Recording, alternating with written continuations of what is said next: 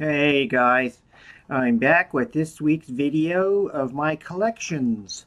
Um Here's I got a box in the mail the other day from Doug. Y'all remember Doug in those crazy videos we used to do? Um he sent me this mug. It's kind of a cool little mug here. It's got skulls all over it. He sent that for like a Halloween type gift, and I really like it. I don't drink coffee, so I got other uh, concoctions in here.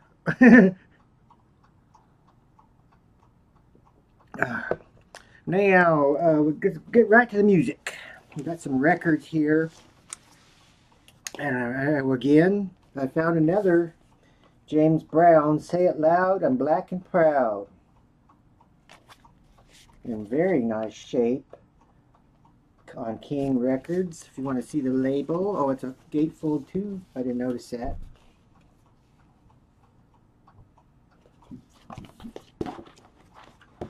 And it's on a King. I don't know if you can. Yeah. Awkward. There's that one. Suzi Quatro.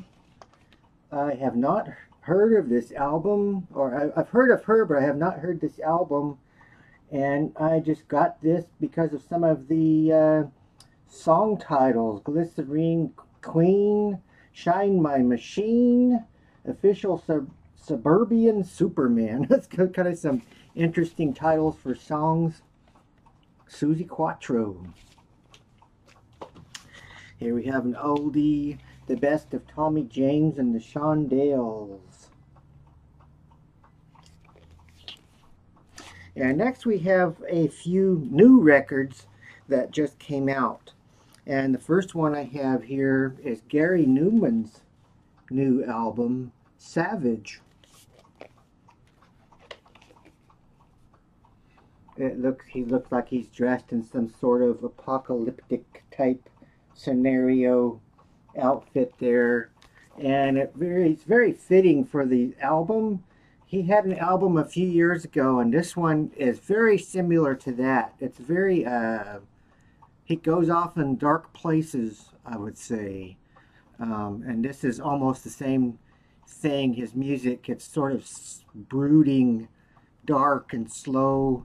It's not the same as his old stuff, like the old electronic days when he did Cars and those type of songs. And here's the new Primus album, the Desaturating 7 Primus, and it has sort of that biblical scene, but with some sort of aliens or elves or elfish looking thingies, and it's on a rainbow splatter vinyl, I think, or rainbow vinyl. This will be both you and me are seeing this for the first time, and there we go. That is very colorful. It's like a rainbow splash type thing going on there, and it's clear, very colorful. And I did notice that even the inside of the sleeve, if you can kind of see in there, is very colorful itself.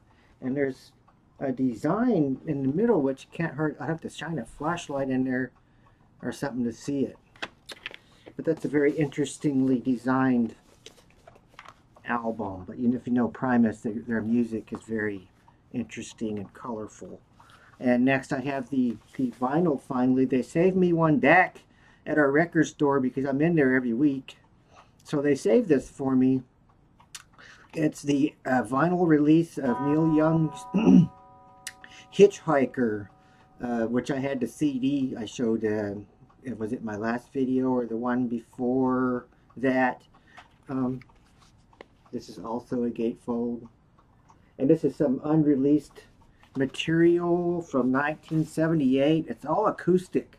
And it's a very good album. I highly recommend you get this. It has, you know, some of his songs you've heard on other albums like Pocahontas. Okay, in this whole next section, I'm going to be showing you some writing and stationery type stuff So if you don't want to watch that, you don't have to. I know some of you guys are just here maybe to look at my records. Um, so let's check out the stationery, and you don't have to watch that part if you don't want to. First off, I have this very interesting little notebook that I picked up downtown at our little hippie-like store down there that sell the, pipes and that sort of stuff. Yeah. But this is very interesting. It has a little latch. It's leather, and you open it up. Backwards, or yeah. It's handmade paper. It's very nice. I've been using it to sort of jot down more of my poetry ideas and things like that. Um, it's very nice paper, and it inspires someone just to inspires me just to be a little more cautious with my writings and things, because it seems like a little special notebook that would be good for a gift even for somebody. And the handmade paper, it's very soft. It almost feels like a material like this shirt more than it does paper. And it's sort of textured. I don't know if you can, this probably won't pick that up, but that's a neat little notebook. And these came in different sizes, big ones, and I just got this little one to carry around, which wouldn't take up too much space. And next, back in the days, way back, the post office used to charge you for, they didn't go by weight on your letters. They went by the materials you used. They would charge you extra for, say, you had a piece of paper and an envelope. They would charge you individually for those.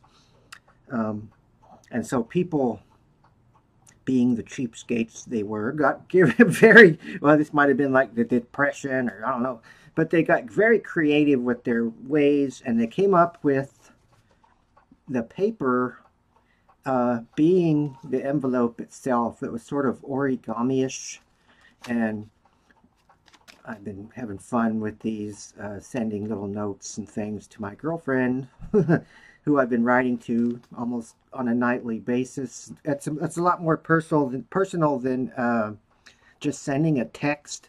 I think sending a letter with your handwritten or typewritten messages is a lot more fun, and it seems more personal than just sending it over the airwaves. But this is the origami envelope sort of thing, and that's how they got around. This is one of the ways they got around getting out of that, being charged for the envelope and the paper. And this just unfolds like so.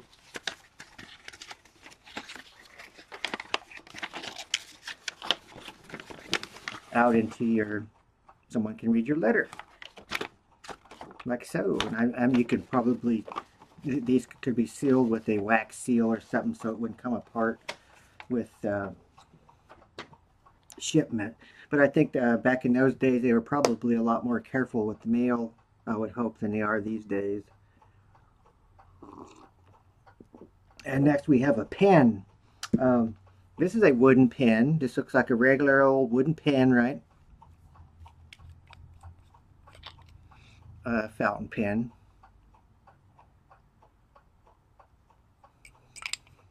Very nice. Fountain pen right there.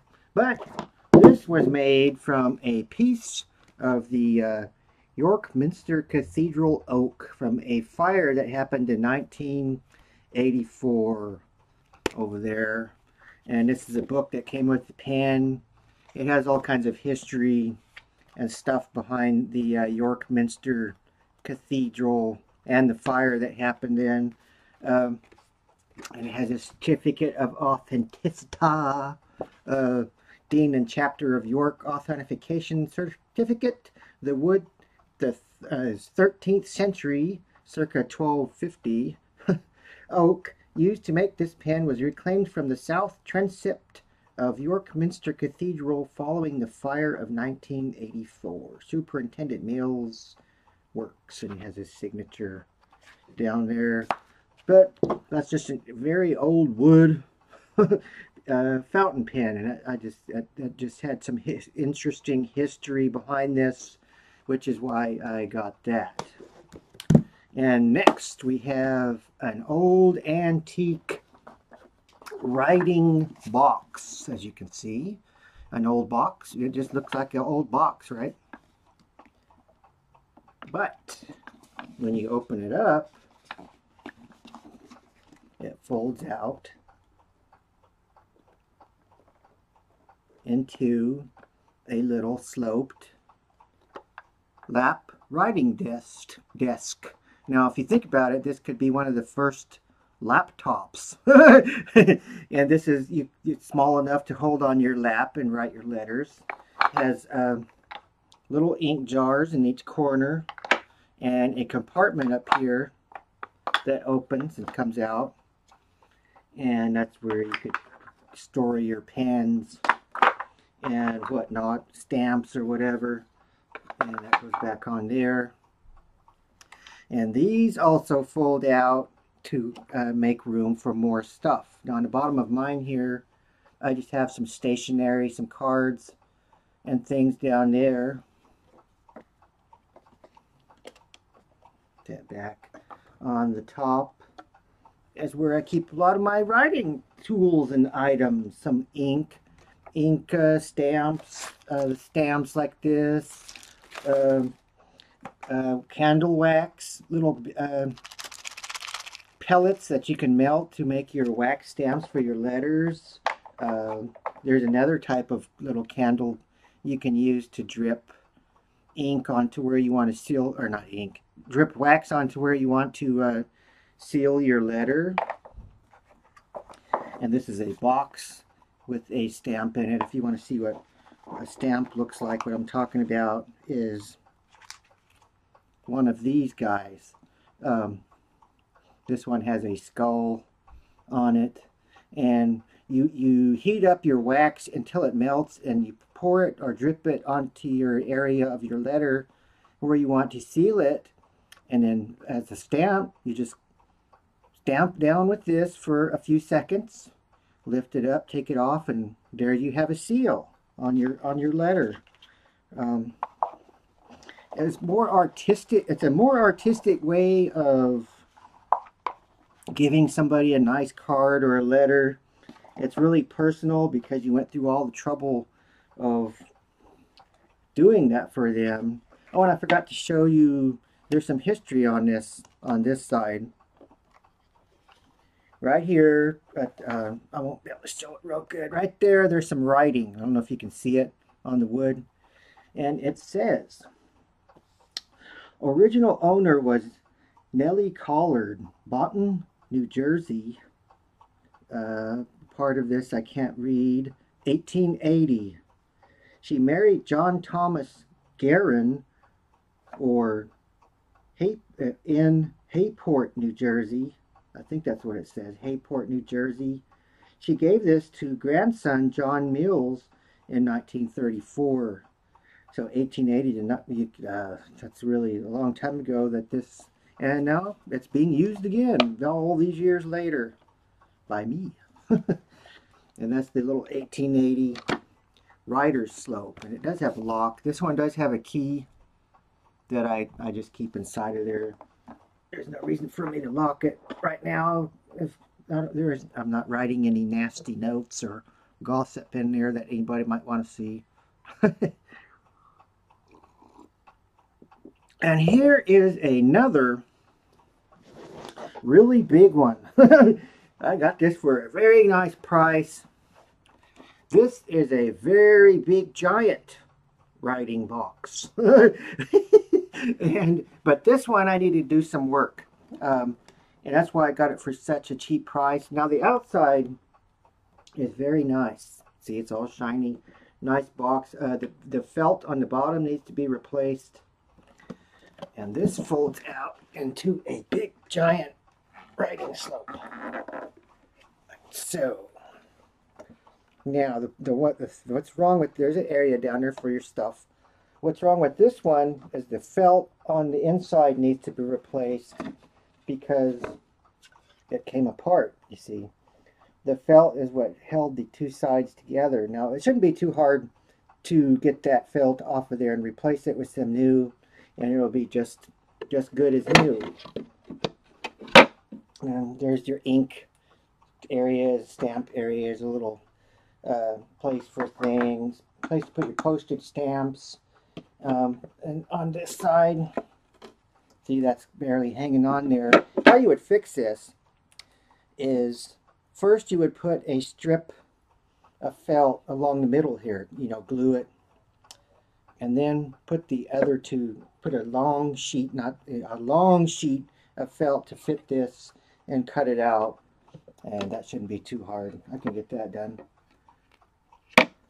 And in this one, there's that side. See, it just looks like a another compartment for your stuff, which it is.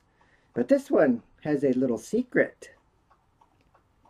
You pull out on this here little piece of wood, and is it this one? Oh, maybe it's this side.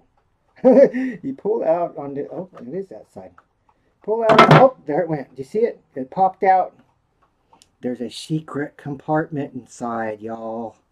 And down here, there's 3 little drawers to put some more things, or your secrets, whatever you want to do. I need to put some more little felt handles on that. And then this just clicks back in there, and you've got your secret stash again. And this one I think is around the same time period as that little one I showed you, about the late 1800s. This still has somebody's hair in it even, which is kind of mysterious. And that's it. And the last thing is just this little example. Here's an example of the wax skull stamp right there. And here's an example of some of the decorations I use for the outside of my envelopes and things, which is these rubber stamps, which I keep in a plastic baggie. And that's really pretty. It almost looks hand-drawn. I've already had somebody, did you draw that? Haven't been practicing my drawing lately, so. That's it for this video. Colin, over and out, and weirdos unite.